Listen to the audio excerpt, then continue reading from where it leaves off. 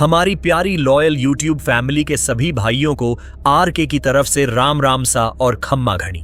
अगर आप पहली बार हमारे चैनल पर आए हैं तो सब्सक्राइब जरूर करें।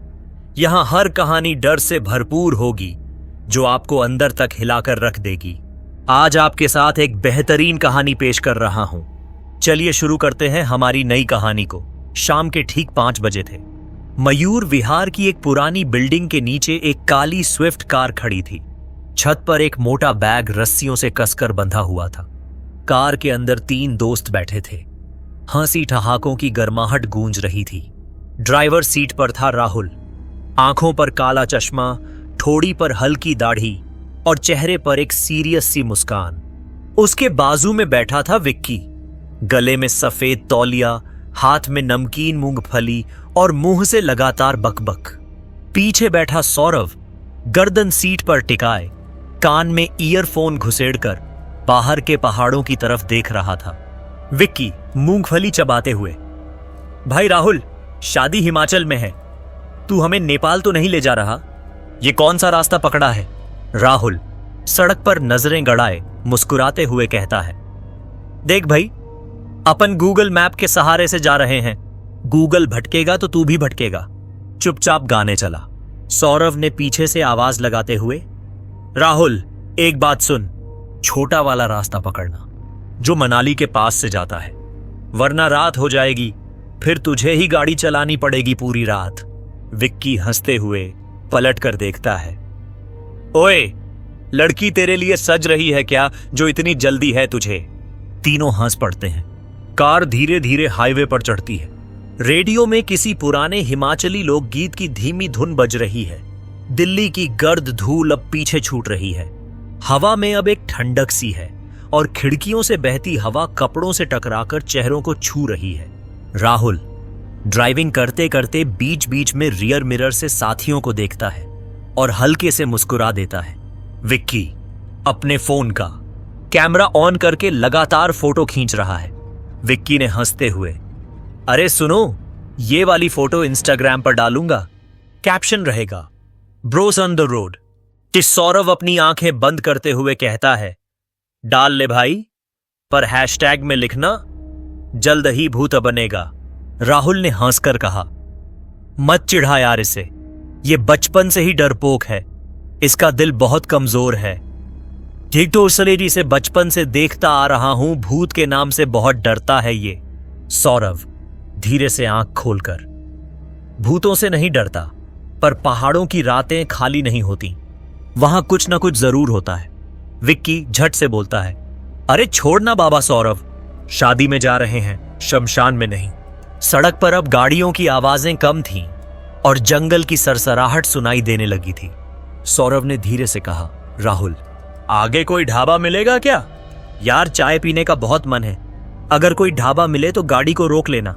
राहुल सड़क पर ध्यान टिकाए हुए था। वो सौरभ से कहता है, हाँ थोड़ी दूर पर एक जगह है, वहां का समोसा बड़ा तगड़ा होता है, वहीं पर अपनी गाड़ी रोकेंगे और कुछ खा पी लेंगे। विक्की ने गाड़ी का रेडियो बंद करते हुए, अब माहौल सही हो गया है, कोई डरावनी कहानी सुनाना। सौरभ ने ना में अपना सिर हिलाते हुए कहा, ना भाई, पहाड़ी रास्ते में ऐसी बातें ना कर, इन जगहों पे किस्से कहानियां असली हो जाती हैं। विक्की ने धीरे से फुसफुसाकर कहा, अबे डरपोक, अभी तो ट्रिप शुरू हुआ है, असली मजा तो अब आएगा। कार के हेडलाइट्स अब उस सर्पीली सड़क पर दूर तक रेंग रही थी। हर मोड़ के बाद लगता था जैसे कोई छुपा खड़ा हो, किसी की आंखें चमक रही हों, किसी की परछाई पेड़ों के बीच झूल रही हो। तीनों को इस बात का बिल्कुल अंदाजा नहीं था कि ये सफर जो हंसी ठहाकों से शुरू हुआ था, उन्हें सीधे उस मोड़ की तरफ ले जा रहा था जहां से वापस कोई नहीं लौटता। रात के 8:15 बजे होंगे। पहाड़ी रास्ता पूरी तरह घने जंगल में घुस चुका था। मोड़ पे मोड़ और हर मोड़ के बाद अंधेरा और गहरा होता जा रहा था। कार की हेडलाइट बस सामने के कुछ कदम ही रोशन कर पा रही थी। सड़क के एक तरफ खाई थी, बिल्कुल काली, गहरी, जैसे वो खाई अपनी तरफ सभी को खींचने को तैयार बैठी हो। दूसरी ओर बांस और देवदार के ऊंचे पेड़ जो हवा में ऐसे हिल रहे थे जैसे कुछ कानाफूसी कर रहे हों। उन पेड़ों को देखकर ऐसा लग रहा था जैसे कि मुर्दों के कंकाल आसपास के जंगल में रात में मंडरा रहे हों। उन्हें देखकर किसी भी आदमी की रूह कांप जाए। अबे यार, ये जगह कुछ ज्यादा ही सुनसान नहीं लग रही? सौरभ ने खिड़की से बाहर झांकते हुए कहा। उसकी आवाज में डर साफ झलक रहा था। जीपीएस तो सही बता रहा है, बस 40 किलोमीटर और, राहुल ने धीमे स्वर में कहा। लेकिन उसका ध्यान बार बार रियर व्यू मिरर पर जा रहा था, जैसे कुछ देख रहा हो। अचानक से धचाक की एक खौफनाक आवाज आई। उनकी कार एक झटके में हिली और वहीं बंद हो गई। अबे ये क्या हुआ? विक्की ने घबरा कर कहा। मोबाइल से टॉर्च जलाई। राहुल ने स्टार्ट करने की कोशिश की। टिक टिक टिक। इंजन ने जवाब देना बंद कर दिया। बैटरी बैठ गई शायद, या फिर इंजन गर्म हो गया।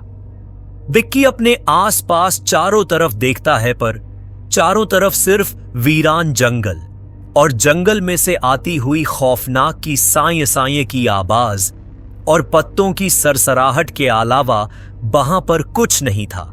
सौरभ अब भी कार में बैठा था। उसकी आंखें चौड़ी हो रही थी, जैसे वो कुछ सोच रहा हो। उसका चेहरा एकदम बेजान हो चुका था। उसने अचानक से राहुल से कहा, भाई राहुल, मुझे यहां कुछ ठीक नहीं लग रहा। ये जगह कुछ गड़बड़ है। और राहुल ने गहरी सांस ली। कोई गाड़ी आए तो मदद मांग लेंगे, नहीं तो पैदल जाना पड़ेगा। अबे उधर देख, विक्की ने अचानक सामने इशारा किया।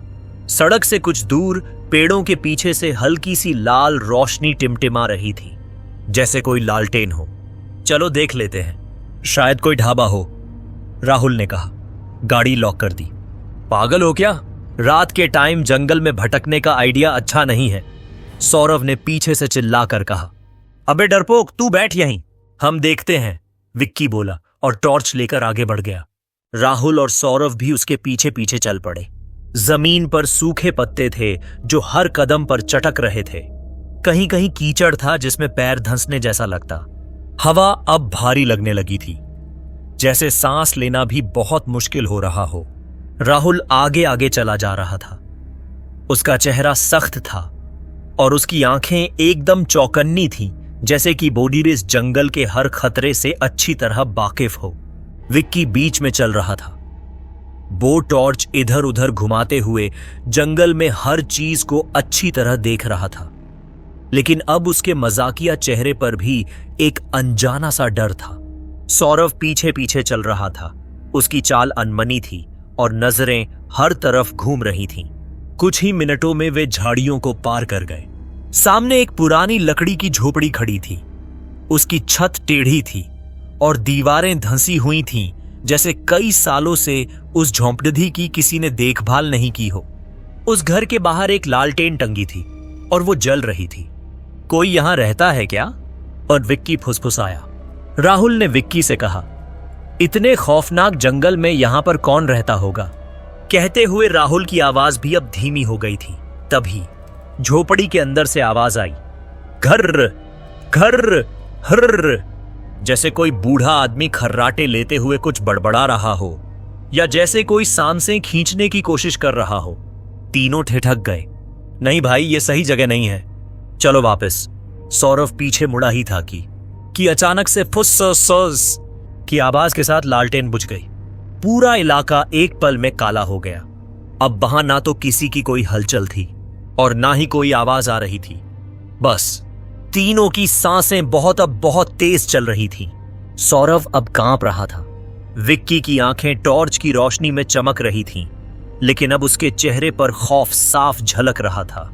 राहुल चुप था, बिल्कुल चुप। उनमें अब भी आगे झांकने की जिद थी, या शायद डर के नीचे दबी एक जानी पहचानी बेचैनी। रात के 9 बजने को थे। आसमान में काले बादल थे। हवा में ठंडक और नमी घुली हुई थी। पेड़ों से टपकती ओस, जमीन पर चुपचाप गिरे सूखे पत्ते और उस पर भारी सन्नाटा, जैसे पूरा जंगल सांस रोककर बैठा हो। झोपड़ी की लालटेन बुझते ही तीनों दोस्त ठिठक गए। राहुल ने मोबाइल निकाला। अब भी नो नेटवर्क।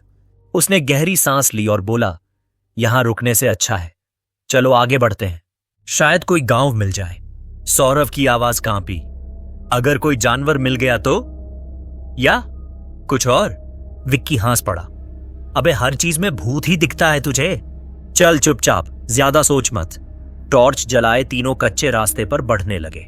पत्तों की चरमराहट, टहनियों का टूटना और हर कदम पर जमीन की अजीब सी गंध उनकी नाक में जा रही थी। हवा अब भारी लग रही थी। करीब 15 मिनट बाद ढलान पर पहुंचकर दूर सामने हल्की हल्की रोशनी टिमटिमाती दिखी। राहुल की आंखों में थोड़ी राहत चमकी।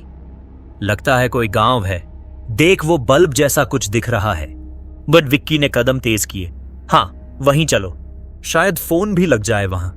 लेकिन तभी रास्ते के किनारे झाड़ियों के पास कुछ हिला। जब बे तीनों उधर जाते हैं तो वहां एक आदमी खड़ा था। उसे देखकर सौरभ कहता है, इतनी रात में वो भी इस खौफनाक जंगल में ये आदमी यहां क्या कर रहा है? विक्की कहता है, शायद कोई ग्रामीण होगा, अपने जानवर चराने के लिए आया होगा। तीनों उस आदमी की तरफ आगे बढ़ते हैं। जब उन्होंने उस बूढ़े आदमी को गौर से देखा तो वो वह थी। बूढ़ा आदमी था। उसका शरीर झुका हुआ था। वो काफी उम्र दराज लग रहा था। उसका शरीर कांप रहा था जैसे कि उसे बुखार हो। उसका चेहरा गंदगी और राख से सना हुआ था। कपड़े इतने फटे हुए कि उसके फटे कपड़ीडों से उसका शरीर झलक रहा था। उसके बाल उलझे हुए थे, जैसे कि वर्षों से उसने अपने बालों में कंघी नहीं की हो। और उसकी आंखें एकदम लाल थीं, जैसे किसी जानवर की हों। उसकी गर्दन टेढ़ी थी। जब वो धीमे धीमे चल रहा था तो उसे देखकर ऐसा लग रहा था जैसे कि उसने दारू पी रखी हो। वो तीनों उस आदमी के एकदम पास में जाकर खड़दर्दे हो जाते हैं और उससे गांव में जाने वाले रास्ते की पूछने लगते हैं। तभी वो बूढ़ा धीरे धीरे बुदबुदाने लग जाता है। वो बहुत धीमे से कुछ कह रहा था। वो कह रहा था, नहीं नहीं, गांव नहीं, शमशान है, वहां मौत नाचती है। उसने सबको मार डाला। पर तीनों को कुछ समझ में नहीं आ रहा था कि ये बूढ़ा आखिर क्या कहना चाह रहा है। सौरभ उस बूढ़े के और नजदीक जाकर खड़ेदा हो जाता है ताकि बोगो उसकी बातों को ढंग से सुन सके। जैसे ही सौरभ उस बूढ़े के पास जाकर उस बूढ़े की बातों को सुनता है, वो डर से कांपने लग जाता है। सौरभ का चेहरा सफेद पड़ गया। उसने फुसफुसाया, भाई ये कौन है? अचानक बूढ़ा उनके सामने कूद पड़ा। उसका चेहरा पागलपन से भरा हुआ था। आंखें चौड़ी थीं, होंठ सूखे थे। वो पागलों जैसी हरकतें कर रहा था। वो तीनों डर से एक कदम पीछे हट गए। वो बूढ़ा अब जोर से कह रहा था, उसने सबको मार डाला, वो किसी को नहीं छोड़ देगी। वो गांव नहीं शमशान है, उसने सबको मार डाला। राहुल कहता है, लगता है ये बुढ़ा पागल हो गया है, चल जल्दी से उस गांव में पहुंचते हैं। वो तीनों उस गांव की तरफ जाने लगते हैं। तभी वो बूढ़ा हाथ उठाकर जोर से चीख मारता, रुक जाओ, उस गांव में मत जाना, वहां कोई नहीं बचा है। वो गांव नहीं, एक मौत का जाल है, अंदर गया तो बाहर नहीं निकलेगा। तभी राहुल वहां रुक जाता है। राहुल 2 कदम पीछे हुआ और पीछे मुड़कर बूढ़े के पास आता है। वो बाबा से कहता है, बाबा हम फंस गए हैं, गाड़ी खराब हो गई, हमें गांव तक जाना ही पड़ेगा। तभी विक्की और सौरभ भी वापस मुड़कर उस बूढ़े के पास आ जाते हैं। विक्की बोला, अबे ये तो फिल्मी बाबा निकला। अगले सीन में बोल देगा वो औरत रात में आती है और सबको मार डालती है। फिर वही पुरानी उस औरत की कहानी, ये बॉलीवुड फिल्मों में बहुत देखा है। चलो राहुल, इसको छोड़। बूढ़ा अब जमीन पर बैठ गया। कांपते हुए उंगली से मिट्टी में एक लकीर खींची। उसकी आवाज अब धीमी थी, लेकिन कांपती हुई, इस लकीर को पार मत करना, इस पार जीवन है, उस पार बस मौत। यह कहते हुए बूढ़ा खामोश हो जाता है। तीनों थोड़ी देर चुप रहे। हवा में अब अजीब घुटन थी। सौरभ की आवाज डूबती सी निकली, क्या चल रहा है यार? राहुल ने गहरी नजर उस लकीर पर डाली, फिर बूढ़े की ओर देखा। हमें चलना ही होगा, उसने कहा। विक्की ने लकीर पर पैर रखा और कहा, बाबा का डर अब बाबा को ही दे दो। और वो आगे बढ़ गया। राहुल भी उसके पीछे चल पड़ा। सौरभ रुका रहा कुछ पल, फिर घबराहट में एक लंबी सांस खींची और वह भी चल पड़ा। पीछे से बूढ़ा बुदबुदाता रहा, अब कोई नहीं बचा सकता, अब तुम्हारी जान उसकी है, वो तुम्हें नहीं छोड़ देगी। जैसे ही वे गांव की ओर बढ़े, हवा एकदम ठंडी हो गई। किसी ने जैसे उनके सीने पर बोझ रख दिया हो। पत्ते अब हिल नहीं रहे थे, जैसे सब कुछ थम गया था। गांव पास आ गया था, लेकिन रोशनी अब पीली नहीं लग रही थी। वो रोशनी लाल सुर्ख हो गई थी। राहुल ने धीमे से कहा, ये रोशनी कुछ अजीब नहीं लग रही। विक्की ने जबरन मुस्कान बनाई। अबे छोड़ ना, चल जल्दी, रात को मटन भी मिलेगा। लेकिन सौरव की चाल अब धीमी हो गई थी। उसकी आंखें बार बार पीछे देख रही थीं। उसका दिल अब सिर्फ धड़क नहीं रहा था, किसी अनजानी आहट को सुन भी रहा था। जैसे ही तीनों उस रहस्यमयी लकीर को पार कर गांव की तरफ बढ़े, हवा में अजीब बोझिलपन घुल गया। राहुल ने सबसे पहला कदम धरती पर रखा। उसी पल जैसे कुछ टूट गया हो। सन्नाटा अब पहले से भी ज्यादा भारी हो गया। चारों ओर की हवा में एक अजीब सी गंध थी, जैसे किसी जानवर का जला हुआ मांस हो। वो गंध नाक में चुभ रही थी। गांव की गलियां सूनी थीं। हर घर के दरवाजे बंद थे। खिड़कियों में लटके फटे पुराने पर्दे हवा में हिल रहे थे, जैसे कोई अंदर से झांक रहा हो। सौरव की चाल धीमी हो गई। उसने चारों तरफ देखा और फुसफुसाया, ये कैसा गांव है यार, एक भी आदमी नहीं दिख रहा, न कोई खटपट, न कोई रोशनी। राहुल ने गर्दन पर आए हुए पसीनों को पोंछते हुए कहा, शायद सब सो गए होंगे या कोई धार्मिक काम में हो। चलो किसी घर का दरवाजा खटखटाते हैं। पर विक्की अब तक कुछ नहीं बोला था। उसके चेहरे पर मुस्कान नहीं थी। उसने धीरे से कहा, भाई कुछ गड़बड़ है यहां। हवा भी सुनाई दे रही है, और देखो, ना एक कुत्ता, ना कोई गाय बैल, कुछ भी नहीं। तभी दूर से एक अजीब सी आवाज आई, हूं हूं, जैसे कोई उल्लू किसी सुनसान मंदिर की मुंडेर पर बैठा हो। और तभी उस उल्ली की आवाज के पीछे से एक डरावनी खौफनाक चीख आई, जैसे कोई कुछ कहना चाह रहा हो लेकिन बोल नहीं पा रहा।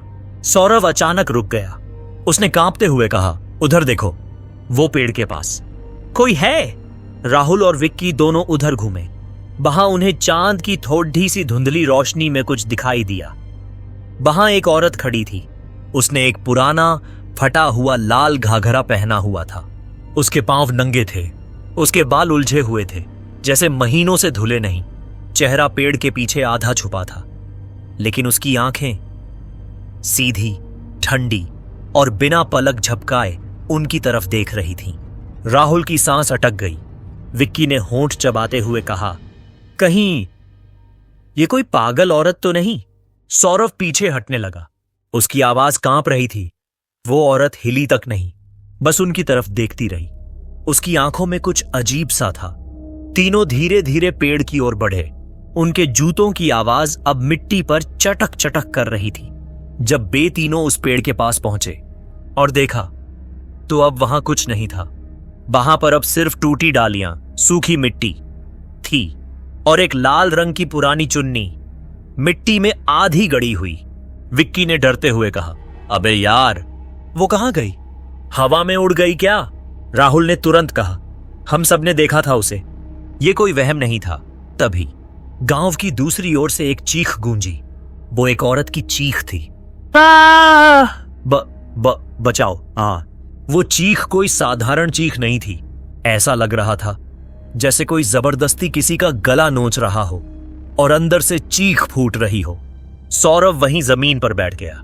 उसकी टांगें जवाब दे गई थीं। उसका चेहरा पीला पड़ गया। विक्की के माथे पर पसीना टपकने लगा। अबे ये सब सच है, ये कोई मजाक नहीं। हमें यहां से निकलना होगा, अभी के अभी। अब गांव में एक अजीब सा डरावना माहौल बनने लगा। जो गांव थोड़ी देर पहले शांत नजर आ रहा था, वो अब अजीब सी आवाजों भर गया। हर तरफ से अजीब सी आवाजें सुनाई देने लगी। अब वहां एक अजीब सरसराहट थी। हर घर की दीवारें जैसे कुछ कह रही थीं, जैसे हर झरोखे के पीछे किसी की आंखें लगी थीं और वो मुस्कुरा रही थीं। चीख जैसे किसी दीवार पर टकराकर बिखर गई थी, मगर उसका असर हवा में अब भी तैर रहा था। सौरव की आंखें अब भी उसी दिशा में अटकी थीं जहां से चीख आई थी। उसने धीरे से फुसफुसाया, कुछ गड़बड़ है यार, वो औरत मदद मांग रही थी शायद। राहुल ने बिना बोले सिर हिलाया। उसकी नजरें हर कोने को टटोल रही थीं। विक्की ने एक लंबी सांस ली और कहा, अगर कोई परेशानी में है तो हमें देखना तो चाहिए, मगर संभल के चलो।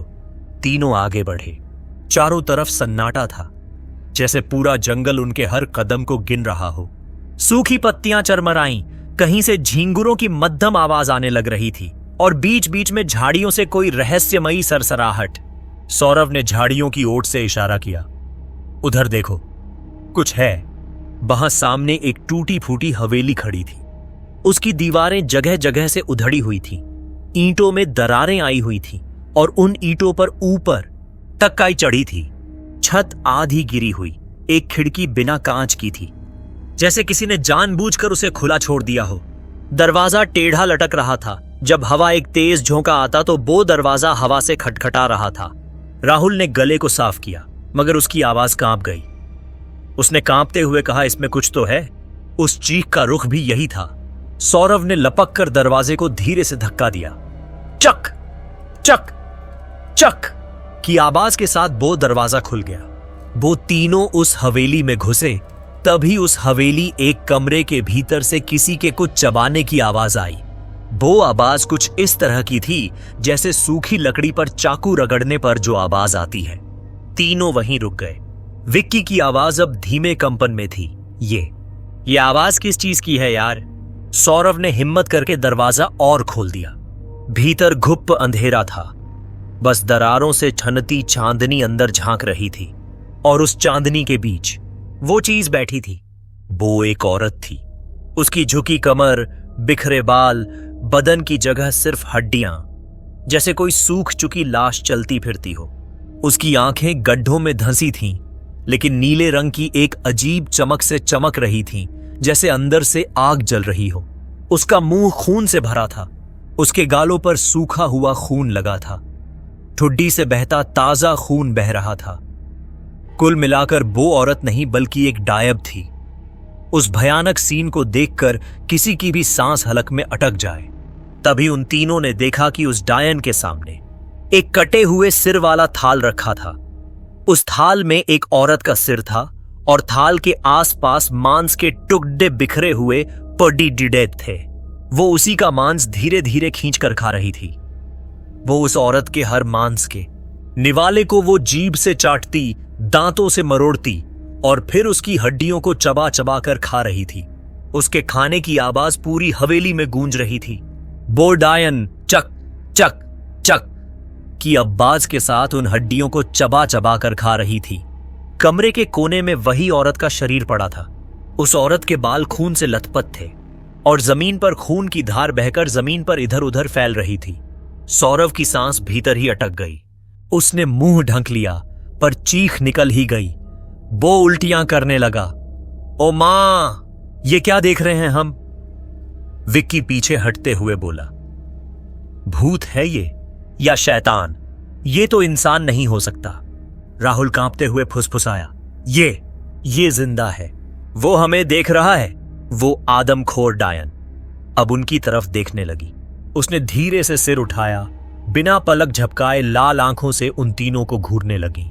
फिर उसने जीभ बाहर निकाली, होंठों पर लगा खून चाटा और एक अजीब सी मुस्कान के साथ वो जोर जोर से हंसने लगी। हाँ। उसकी हंसी दरिंदे जैसी थी, जैसे किसी जानवर ने आदमी की नकल करने की कोशिश की हो। तीनों के बदन में बिजली दौड़ गई।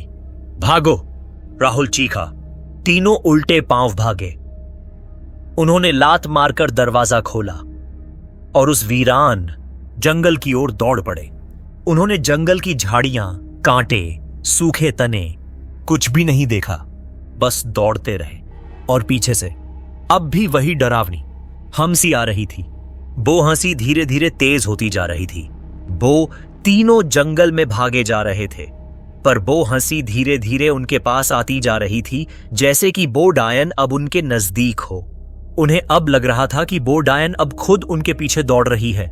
तीनों अंधेरे जंगल में बेतहाशा भाग रहे थे। झाड़ियों की धारदार टहनियां उनके चेहरों को चीर रही थीं। कांटे पैरों में धंसते जा रहे थे, कपड़े फटकर झूल रहे थे। मगर अब उनके दिमाग में ऐसा बैठ गया था कि न खून का पता था न दर्द का। राहुल पीछे मुड़कर देखते हुए चिल्लाया, जल्दी करो। वो अब भी पीछे है। सौरभ की सांसें बुरी तरह फूली हुई थीं, मगर उसने रुकने का नाम नहीं लिया। विक्की लड़खड़ाया और किसी चीज से टकरा कर वो गिर पड़ा, मगर अगले ही पल उठकर फिर दौड़ पड़ा। अचानक पेड़ों के बीच से एक खंडर दिखाई दिया। वो शायद एक पुराना मंदिर था, शायद सदियों पुराना था, जो अब बंद होने के कारण खंडर हो चुका था। मंदिर का दरवाजा आधा लटक रहा था, ऊपर की छत टूटी हुई थी, दीवारों पर काई और बेलें चिपकी थीं। दरवाजे के दोनों तरफ पीले लाल धागों से लिपटी हुई बेलें लटक रही थीं, जिनमें से कुछ अब सड़ने लगी थीं। उस मंदिर के मुख्य दरवाजे पर एक घंटी लगी थी। उस घंटी पर जंग लगी हुई थी। मंदिर है, अंदर चलो, राहुल ने इशारा किया। तीनों हांफते हुए भीतर घुसे। अंदर घना अंधेरा था। दीवारों पर धूप का एक भी कतरा नहीं गिर रहा था। एक कोने में टूटा हुआ शिवलिंग पड़ा था और उसके सामने सूखे फूल, बिखरे हुए अगरबत्तियां और एक बुझा हुआ दीपक रखा था, जैसे सालों से इस मंदिर में कोई आरती पूजा पाठ नहीं हुआ हो। विक्की वहीं कोने में बैठ गया। वो जोर जोर से हाँफ रहा था। उसकी छाती ऊपर नीचे हो रही थी। चेहरा बिल्कुल पीला पड़ चुका था। हम कहां आ गए यार? उसकी आवाज कांप रही थी। क्या है ये गांव, ये लोग, वो आदमखोर, और अब ये मंदिर। राहुल दीवार से टिककर खड़ा था। उसकी आंखें कुछ सोच रही थीं, कुछ डर रही थीं। हमें सुबह होने तक यहीं रुकना होगा। बाहर जाना मतलब मौत को दावत देना। सौरभ चुप था। उसका चेहरा बुझा हुआ था, आंखें घबराई हुई थीं। हवा अचानक भारी लगने लगी थी। मंदिर के बाहर से अजीब सी सरसराहट आने लगी थी। और फिर, सौरभ बाहर आओ, एक धीमी और बैठे हुए गले से जैसे आवाज आती है, एकदम दबी हुई आवाज, जैसे कोई सांप कान में फुफकार रहा हो, मगर आवाज जानी पहचानी थी। वो आवाज बहुत ही पास से आई थी। सौरभ का चेहरा जैसे जम गया। तुम दोनों ने कोई आवाज सुनी क्या? उसने धीमे से पूछा, मगर किसी ने जवाब नहीं दिया। वो उठकर दरवाजे की तरफ बढ़ा। अबे कहां जा रहा है? राहुल ने आवाज लगाई, मगर सौरभ बिना कुछ बोले, बिना पीछे देखे मंदिर से बाहर चला गया। बाहर घना कोहरा था। पत्तियां सरसराने लगी थीं। उस जंगल को देखकर ऐसा लग रहा था जैसे कि हर पेड़ के पीछे जैसे कुछ छिपा हो। और तभी मंदिर के सन्नाटे को चीरती एक भयंकर चीख गूंजी।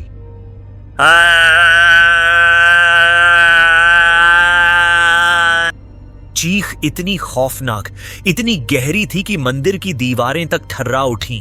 वो चीख किसी और की नहीं बल्कि सौरभ की थी। सौरभ! राहुल और विक्की एक साथ चीख पड़े। वे बदहवास होकर मंदिर से बाहर भागे। अंधेरा और कोहरा अब और गहरा हो चुका था, और जैसे ही उनकी नजर मंदिर के बाहर पड़ी तो उन दोनों ने बाहर कुछ ऐसा देखा जिसे देखकर उन दोनों के प्राण हलक में अटक गए हों। दोनों चीखना चाहते थे, पर दोनों की चीख गले में अटक गई। उन्होंने देखा कि वहां जमीन पर सौरभ पड़ा था, या कहें उसका शव था। सौरभ मर चुका था, पर उसकी लाश को देखकर ऐसा लग रहा था जैसे कि वो कोई सामान्य लाश नहीं थी। उसका चेहरा पूरी तरह से नोचा गया था। उसकी नाक गायब थी और उसके गालों की खाल उधड़ी हुई थी। उसके शरीर पर से उसके मांस को जगह जगह से नोचा गया था। उसकी लाश में सिर्फ हड्डियां दिख रही थीं। एक आंख जगह से बाहर लटक रही थी और उसकी दूसरी आंख वहां से गायब थी, जैसे कि उसको नोचकर निकाल दिया हो। उसकी छाती बिल्कुल फटी हुई थी, जिससे उसकी आंतड़ियां बाहर झूल रही थीं। हड्डियां बाहर झांक रही थीं और दिल गायब था। कटे हुए स्थानों से मांस लटक रहा था। खून अब भी बह रहा था, जैसे किसी कसाई ने ताजा माल काटा हो। पेट चीरा हुआ था। आंतें जमीन पर बिखरी थीं और एक काला कौवा मुंह में उसकी आंत दबाए बैठा था, धीरे धीरे चोंच से खींचकर खा रहा था। उसकी मौत इतनी भयानक थी कि जो भी उसे देख ले उसका कलेजा फट जाए। विक्की वहीं घुटनों के बल गिर पड़ा। उसकी आंखों से आंसू बहने लगे। वो रोते हुए कहता है, मेरे भाई सौरभ, नहीं यार, तू हमें छोड़ ढकर नहीं जा सकता है। बस एक शादी में जा रहे थे। ये क्या हो गया? उसकी आवाज टूट रही थी, जैसे गला दब रहा हो। राहुल की सांसें बंद हो गई थी। उसका शरीर कांप रहा था। उसके हाथ पैर सुन्न पड़ चुके थे। अचानक वहां से खर्रर खर्रर की एक अजीब सी आवाज आई। चारों ओर से आवाजें आने लगीं। पेड़ों के पीछे से, झाड़ियों से सरसराहट की आवाज आने लगी। हवा में अजीब सी सड़े हुए मांस की गंध फैलने लगी। उल्लुओं की चीखें जंगल को खौफनाक बना रही थीं। कुत्तों की गुर्राहट और कुछ ऐसी आवाजें कीती थी जो इंसानी नहीं थी। सौरभ की लाश अब भी वहीं पड़ी थी, टूटी ईंटों के बीच, मंदिर के बाहर, जैसे किसी ने उसे जानवरों की तरह फाड़ डाला हो। खून अब भी मिट्टी में रिस रहा था और उसकी आंतों पर बैठा वो काला कौवा चुपचाप मांस नोच रहा था। राहुल ने गले में आती उल्टी को जबरदस्ती रोका। विक्की वहीं जमीन पर बैठा था, दोनों हाथ कांपते हुए सिर पर, और होंठों से बस एक ही शब्द निकल रहा था, नहीं, नहीं, नहीं। राहुल ने उसका कंधा झकझोर कर कहा, विक्की देख, अब जिंदा रहना है तो निकलना होगा यहां से।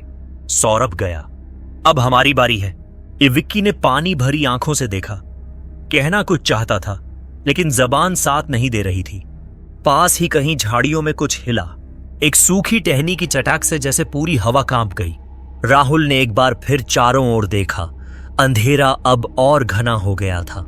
आसमान काले बादलों से भर चुका था और हवा में अजीब सी सड़न थी, जैसे कोई पुराना शव पास ही कहीं गड़ा हो। चल विक्की, अब नहीं रुके तो हम भी लाश बन जाएंगे। वो हम दोनों को भी नहीं छोड़ देगी। भाग यहां से। दोनों झाड़ियों के बीच से रास्ता बनाते हुए भागने लगे। झाड़ियां उनके कपड़े चीर रही थीं, कांटे पैरों में गड़ रहे थे, पर अब दर्द का सवाल ही नहीं था। अब सिर्फ जान बचाने की बात थी। कुछ दूर भागने के बाद विक्की एकदम रुक गया। अबे रुक क्यों गया? राहुल ने पीछे मुड़कर पूछा। विक्की बस एक ही दिशा में देख रहा था। उसकी आंखें स्थिर थीं, चेहरा जैसे पत्थर हो गया हो। राहुल ने उस तरफ देखा जिस तरफ विक्की देख रहा था। राहुल ने वहां पर कुछ ऐसा देखा जिसे देखकर और उसका दिल जैसे वहीं थम गया। वो बर्फ की तरह जम गया था। वहां पर एक औरत थी। उसने सफेद फटी हुई साड़ी पहन रखी थी। उसकी सफेद साड़ी खून से सनी हुई थी और जगह जगह से सिली हुई थी, और उसका चेहरा बालों से ढंका हुआ था। पर उसका शरीर ऐसा था जिसे देखकर लग रहा था कि ये कोई मरी हुई औरत है जिसकी डेफन लाश को जमीन में से फिर से निकाला गया है। उसके शरीर से मांस लटक रहा था। शरीर पर चारों तरफ झुर्रियां पडिड्डी हुई थीं। उसमें कुछ इंसान जैसा नहीं था। राहुल ने उससे पूछा, कौन है तू? राहुल की आवाज कांप रही थी। उस औरत ने कोई जवाब नहीं दिया, बस धीरे धीरे आगे बढ़ने लगी। लेकिन वो जैसे चल नहीं रही थी, वो सरक रही थी, या फिर कहें कि वो अपने पैरों को जमीन पर रख दी की कर आगे बढ़ रही हो। उसके दोनों पैर उल्टे थे, एड़ियां आगे और उंगलियां पीछे। जब वो उन दोनों की तरफ आ रही थी तो उसके पैरों से धरती पर खुरचने की आवाज आ रही थी, जैसे किसी ने नाखूनों से मिट्टी उधेड़ दी हो। विक्की के मुंह से निकला, ये वही है जिसने सौरभ को मारा। राहुल पीछे हटने लगा। भागो, वो चिल्लाया, पर अब देर हो चुकी थी। उस औरत ने अपने बाल पीछे किए और उसका चेहरा जैसे जिंदा नर्क था। नाक की जगह एक काली सुराख, दाईं आंख लटकती हुई थी और उसके होठों पर इंसानी चमड़ी के टुकड़े चिपके हुए थे। वो जोर से हंसी। उसकी भयानक हंसी ने पूरे जंगल को हिलाकर रख दिया। जंगल के सभी जानवर, पशु पक्षी जोर जोर से आवाज करने लगे। उसने हंसते हुए कहा, मुझसे बचकर। विक्की भागने को मुड़ा, लेकिन जैसे ही उसने पहला कदम बढ़ाया, उसके गले पर लोहे जैसे हाथ आ लगे। काका, उसके गले से आवाज ही नहीं निकली। राहुल चीख पड़ा, विक्की छोड़ दो उसे, ओ माय बाप छोड़ दो। पर उस औरत ने उसकी बात नहीं सुनी। उसने विक्की को जमीन पर पटक दिया, धड़ाम। विक्की का सिर पत्थर से टकराया और खून बहने लगा। उस डायन ने अपने लंबे काले नाखून विक्की की छाती पर रखे। और एक झटके में खाल चीर दी। चर्र की आवाज के साथ विक्की पेट फाड़ दिया। विक्की की चीख पूरे जंगल में गूंज गई, पर उसे वहां बचाने वाला कोई नहीं था। उसके आसपास बस जंगल था और मौत। उसकी छाती फटी, पसलियां दिखीं। फिर उसने दोनों हाथों से उसका दिल निकाला। उसका गर्म खून उसकी छाती से बहकर जमीन पर रिस रहा था। फिर उस डायन ने उसका धधकता हुआ दिल बाहर निकाला और उसे मुंह में डाल लिया। कच कच कच करते हुए वो डायन उसके दिल को खा गई। राहुल जोर से चीखा, नहीं! उसने पीछे मुड़कर भागने की कोशिश की, पर उसके पैर जैसे मिट्टी में धंस गए थे। सांस रुकने लगी। आंखों के आगे अंधेरा छाने लगा। अब बस मैं बचा हूं, वो बड़बड़ाया। चारों तरफ एक सन्नाटा पसर गया था। हवा अब थम गई थी, लेकिन उसके साथ घुला था मांस का पकता हुआ गंध और मौत की दस्तक। अब इस वीरान गांव में बस एक ही सांस चल रही थी, राहुल की। और अब वो सांस भी ज्यादा देर की मेहमान नहीं थी, क्योंकि वो उलटे पैरों वाली मौत अब उसकी ओर बढ़ रही थी। राहुल भागता जा रहा था, घुटनों तक झाड़ियों में उलझते पांव, सीने में धौंकनी सी सांसें और कानों में लगातार गूंजती एक ही आवाज, खुर्र, चर्रर, खटाक। हर बार पीछे मुड़कर देखने का साहस करता, लेकिन डर ऐसा कि गर्दन खुद ब खुद आगे झुक जाती। कांधे पर किसी अदृश्य चीज का बोझ महसूस होता, जैसे कोई सांस ले रहा हो बिल्कुल पास से। उसने दांत भींचे, होंठ काट लिए, आंखें निचोड़ दी, पर हिम्मत की एक बूंद भी बाकी नहीं बची। चारों तरफ अंधेरा घना होता जा रहा था, जैसे जंगल ने अपनी आंखें मूंद ली हों और अब सिर्फ डायन की आंखें खुली हों। बच ले राहुल, नहीं तो तू भी जाएगा। उसके भीतर कोई टूटी सी आवाज फुसफुसाई। उसी वक्त एक जर्जर झोंपड़ी नजर आई। दीवारें टेढ़ी, छत जगह जगह से गिरी हुई। बाहर एक पुराना नीम का पेड़, जिसकी शाखों पर उल्टे लटके हुए कुछ साए थे, इंसान जैसे पर निर्जीव थे। राहुल की सांस घुटने लगी, पर कहीं न कहीं उम्मीद की एक टिमटिमाती लौ उसे उस झोंपड़ी की ओर खींच ले गई। कांपते हाथों से उसने दरवाजा खोला। भीतर सन्नाटा था, बस कोनों में जमी धूल और मटके से टपकता पानी। और वहां एक बूढ़ा बैठा था, वही पगला बाबा जो गांव के पास दिखा था। इस बार उसकी आंखों में वही लालिमा थी, पर चेहरा गंभीर। राहुल घुटनों के बल गिर पड़ा। बचाओ बाबा, वो पीछे पड़ गई है, मेरे दोस्तों को खा गई। बाबा ने कुछ नहीं कहा, बस उठे और अपनी लकड़ी की छड़ी को जमीन पर 3 बार पटका। टक टक टक। फिर बोले, तू नहीं बचेगा छोरे, पर अब तेरे से सच छुपाना भी पाप होवे। राहुल की आंखें फैल गईं। कौन है वो? क्यों मर रहे हैं हम? बाबा चुप रहे कुछ देर, फिर बोले, जिस जमीन पर तू खड़ा है ना, वो अभिशापित है। 50 बरस पहले इस गांव में एक औरत आई थी, जवान सुंदर थी वो एक मासूम छोरे पे रीझ गई। भोला भाला, जंगल में लकड़ियां बीनने वाला। बालुदी थी दिने जाती हरी है। दोनों रातों को मिलते रहे, पर जब से उसने गांव में कदम रखा, तब से गांव में बच्चों की आकस्मिक मौत होने लगी। गांव ने सोचा कि जब से ये मनहूस गांव में आई है, तब से गांव में मौत होने लगी है। ये कोई डाकण है जो बच्चों को मार डालती है। जब गांव वालों को खबर लगी, बाबा की आवाज फटने लगी। बाबा ने आगे कहा, उसे डायन कह के जिंदा जला दिया और उस छोरे को पेड़ से बांधकर पीट पीट के मार डाला। राहुल का मुंह सूख गया। फिर बाबा ने दीवार की ओर देखा। वहां मिट्टी से बनी एक पुरानी आकृति झांक रही थी। एक औरत जिसके पांव उल्टे थे। वो अब औरत नहीं रही, अब वो सिर्फ डायन है। उसने धीरे धीरे इस गांव को, लोगों को मार डाला। हर साल, हर पीढ़ी में जो भी पराया यहां आता है, उसे मारती है और उसकी रूहों को बंधक बना लेती है। तो मैं क्या करूं बाबा? राहुल की आवाज बमुश्किल निकली। मैंने पहले ही कहा था कि भाग जा, यहां से इस गांव में मत जाओ। पर तुमने मेरी बात नहीं सुनी। अब भुगतो परिणाम को। अचानक बाहर एक झोंका आया। तेज हवा, राख, धूल और एक तीखी गंध, जैसे किसी जले हुए मांस की। झोंपड़ी की दीवारें कांपने लगी। बाबा की आंखें एकदम सिकुड़ गईं। वो आ रही है। राहुल उठ खड़ा हुआ। बचाओ! वो चीखा। बाबा ने धीरे से दरवाजा खोला। बाहर नीम के पेड़ पर कुछ लटके हुए पिंड हिलने लगे। फिर एक साया काले केसरिया लिबास में उल्टे पांव चलता हुआ झोंपड़ी के सामने आ खड़ा हुआ।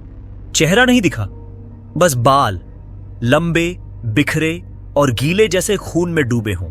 झोंपड़ी में चीख गूंजी, एक लंबी कटी हुई चीख, जैसे किसी ने राहुल का नाम पुकारा हो।